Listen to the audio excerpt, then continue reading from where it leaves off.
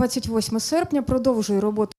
28th of August, Ukrinform is continuing its job, and my name is Svetlana Cheparenko. As part of the main discussion platform Brain Hub, we're having a signing of a memorandum between Inter-Factional Association, Tribunal for Russian Aggressors, the All-Ukrainian NGO Ukrainian Bar Association, and the International Bar Association. I will introduce our guest, Oleksandr Kachura, member of the Ukrainian Parliament, co-chair of the NGO Tribunal for Russian Aggressors, member of the working group created by the President on the creation of an international tribunal criminals against Ukraine. Dr. Mark Ellis, expert on the international criminal law, executive director of the International Bar Association. Anton Korynevych, ambassador of the Ministry of Foreign Affairs of Ukraine.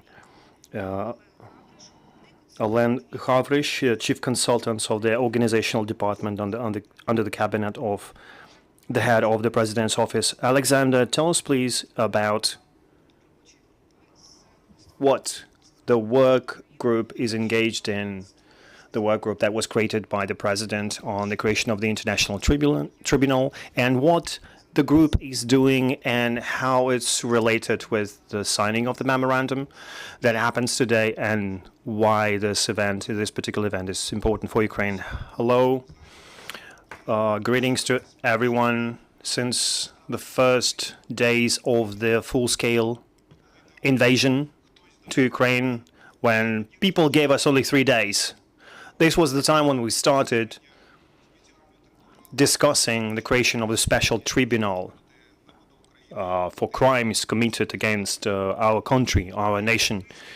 As lawyers, we understand that peace is not possible without justice, and any justice in the world is impossible without persecution, without punishment. And that's what we're talking about here, justice and punishment. That's the base of the President Zelensky's peace plan, and it's an integral part of what our leader is talking about, our government is talking about. Well, as far as our work is concerned, I think my colleagues will elaborate on that. We've came up with a text that was proposed to our partners. We have a core group working on it, and we'll have subsequent meetings. And as of today, the question is what model we're using to create the tribunal. It's not the question whether it would be created in the first place. And now the work is ongoing in the Parliament. We've registered this initiative. We've appealed to international institutions and countries, and we've sent hundreds of appeals from the Parliament, signed by the Parliament Speaker. It was supported by our partners' parliaments. They already did political resolutions to support the creation of the International Tribunal. We've appealed to international institutions as well. And in that context, support by the national lawyers is important.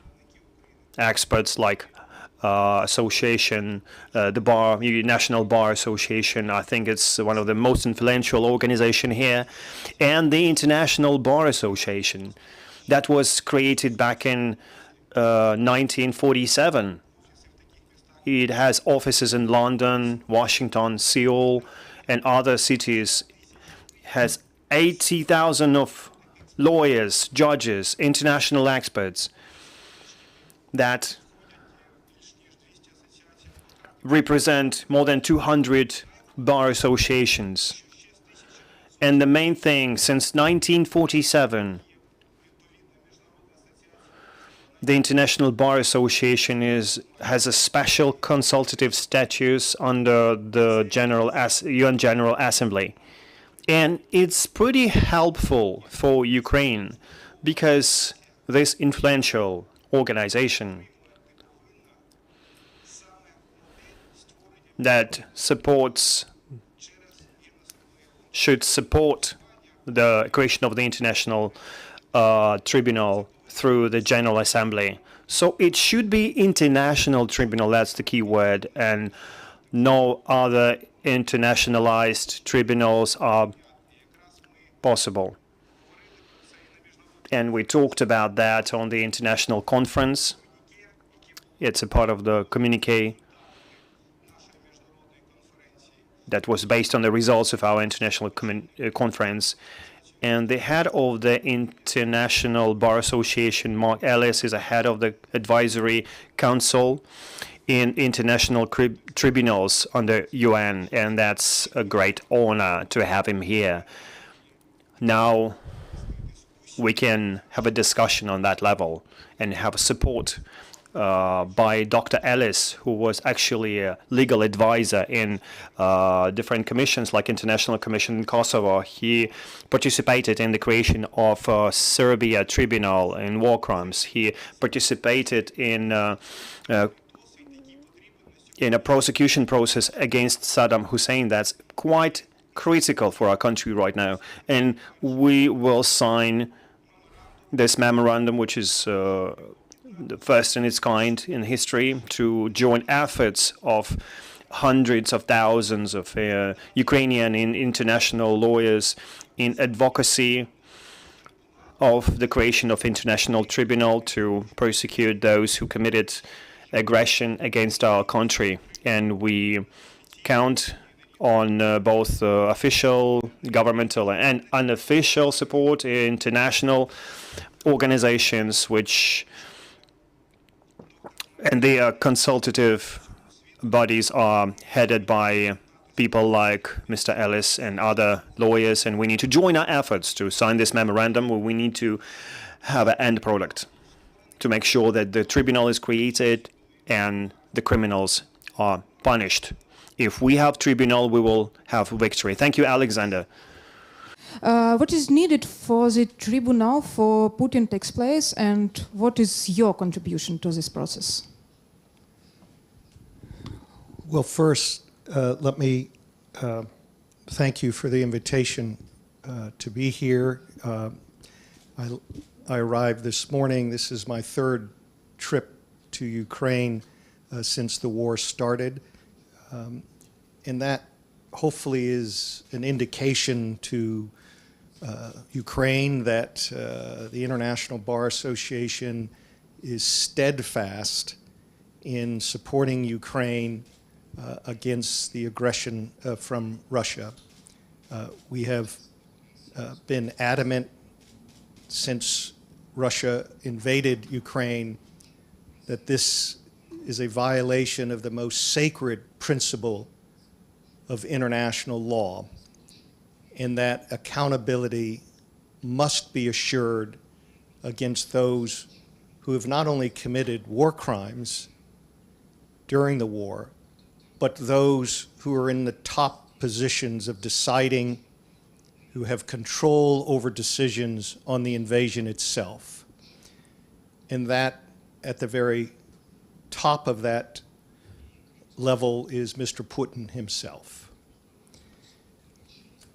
President Zelensky spoke to the International Bar Association's annual conference last year in Miami, where he called on the legal profession to support accountability, including creating a special tribunal for the crime of aggression.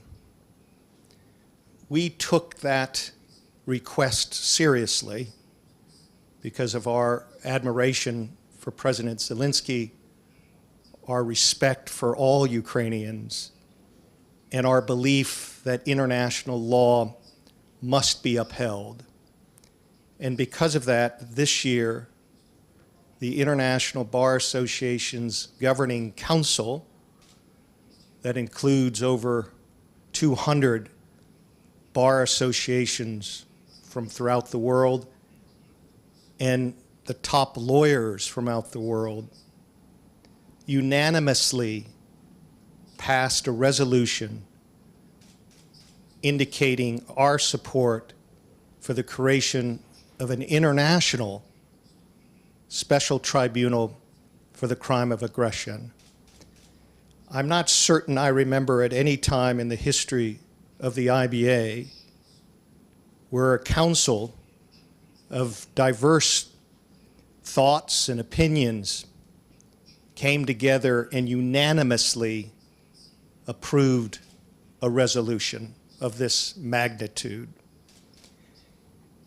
And because of that, we believe not only is this memorandum of understanding important to continue the journey to ensuring that a tribunal is created, but a recommitment from us that we will be here in support of Ukraine and in support of ensuring accountability. Because if the crime of aggression is not implemented against the leadership of Russia for its egregious attack against Ukraine, then I'm not sure what would ensure that commitment. And this is why I think it's a challenge to the international community to ensure that this tribunal is created and then to provide the support necessary for the tribunal to be successful. And that's our commitment. Thank you, Dr. Ellis. Пане Антоне, ми всією Україною, звичайно, хочемо. Anton, we really want Putin and Russian leaders and authorities to be punished. And we want it to happen on the top level using the strictest laws possible. Why do we need that tribunal in the first place? Why it's not enough to have just an international criminal court? Hello, dear colleagues. It's very nice to be here during this meeting, and it's quite an important event, signing of the memorandum, and you will witness this soon. The creation of the International Tribunal against the crime of aggression against Ukraine is one of the key things to ensure justice, because right now in the international law it's said that there are 4 categories of most serious crimes: genocide, crimes against humanity, war crimes, and crimes of aggression. Speaking about the first 3 categories, in Hague we have International Criminal Court that's studying the situation in Ukraine in the context of these 3 categories, and in March this year they issued first orders to arrest Mr. Putin and Ms. Lvova-Belova for the crimes against Ukraine and crimes of deportation. But speaking about crimes of aggression or crimes against peace, there's a little bit of a gap here. There is no international court or tribunal that has jurisdiction to hold people accountable for that crime. So there is a gap, and we need to fill it, especially considering that responsibility for such crimes it means responsibility for the war against Ukraine as a whole, because the crime of aggression is individual responsibility of military and political leadership of the Russian Federation for committing acts of aggression, for the aggressive war against Ukraine. This is why we are sure that the gap that we have, needs to be filled, and we need a special tribunal that has the right jurisdiction to prosecute and punish people that committed that crime. And we've been working on that for a year and a half. We have certain interim results, including the International Center of Persecution for Crimes against Ukraine that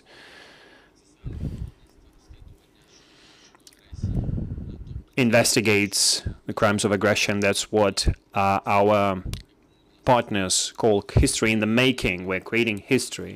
Besides, we have political support on the level of resolution of parliamentary assemblies of the Council of Europe, European Parliament, national parliaments, OSCE.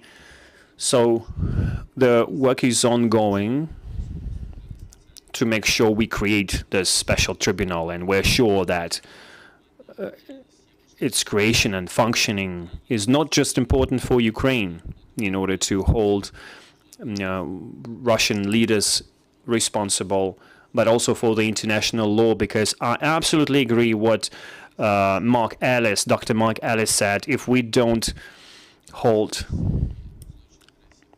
these people responsible,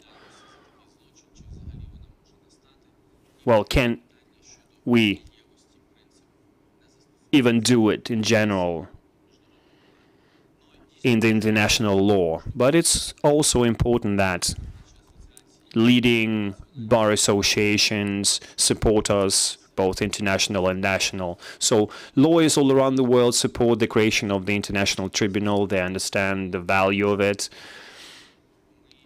why it's so important when we appreciate the efforts from the International Bar Association and Ukrainian Bar Association that joined their efforts, and also made possible other resolutions signed by other countries. And we are sure that our appeals to create the International Tribunal is the appeal coming from the Ukrainian Bar Association and all international and national bar association working all around the world to make sure we provide justice. And I'm sure that today the Bar Association and Inter-Faction Association will give an impetus and make our efforts ongoing. Mykola, this tripart participation, how is going to help create tribunal for Putin and Russian leaders? Hello everyone. That's true. The association, the Bar Association, it consistently discusses about it and engages all association members so that we can talk about these atrocities all around the world. And we're thankful to our colleagues in the International Bar Association for their help since the start of the war, and our cooperation with the International Bar Association has deepened and changed significantly. In the Ukrainian Bar Association, there are more than 70,000 members.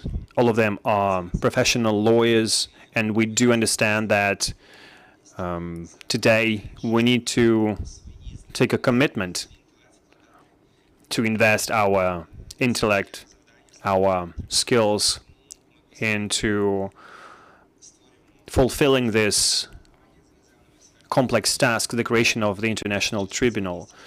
And this is why we're engaging leading specialists, Ukrainian professionals, for the discussion on the national and international level. And this memorandum, by the way, is going to become the next step to reconfirm the existing achievements and to emphasize once again it's important both for the Ukrainian community and the international community. And we need to understand, getting back to what Mark and Anton talked about, we really facing a dilemma of the international public law. We have a gap, but we need to look at our history.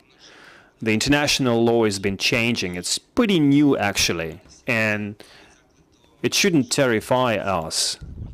It's appealed to the international community, but it's also appealed to our community. We need not be afraid of the change.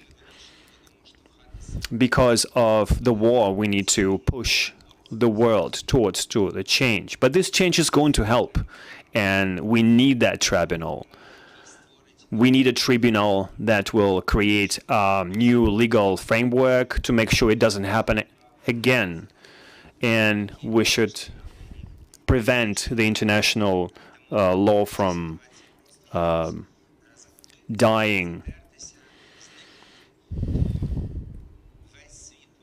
The whole world needs to understand. We do understand that as Ukrainians, but people all around the world need to understand that the crimes of aggressions will repeat again and again, and we need to resolve it right now. This is why the signing of this memorandum and engaging of different people, intellectuals, to fulfill that task is a hard job, and I'm sure that it will yield a positive result. Oleg, we are sure that the tribunal will be created, but there are certain risks about the format. As far as I understand, Ukraine wants the creation of an international tribunal, not a hybrid format. Can you please elaborate on that? What is Ukraine's vision of this tribunal? What is the requirement? We are working on certain options for this tribunal, including through the General Assembly of the UN and other options. But the hybrid version, where the tribunal is created based on the Ukrainian law, is not what we want, because the Ukrainian legislation, I mean, in this case, we need to change the constitution, but it's not possible during the martial law. And number two, the decision will be made by Ukraine, not on the international level. This is the biggest armed conflict in Europe starting from 1945. And we need to understand that it's unprecedented. If you look at Bakhmut, the way it looks like right now, it was like Stalingrad back in the days. We never had that before. This is why it's critical for us to engage international community, just like during the Nuremberg process. So it's important to have other countries, groups of countries, based on their votes in the UN. We need their support. It should be international format. This is why we're working on that. And I appreciate Mark Ellis's efforts and the International Bar Association. Thanks a lot to him for agreeing to be engaged. And I guess we can start the procedure right now. So please, can you please prepare for the signing?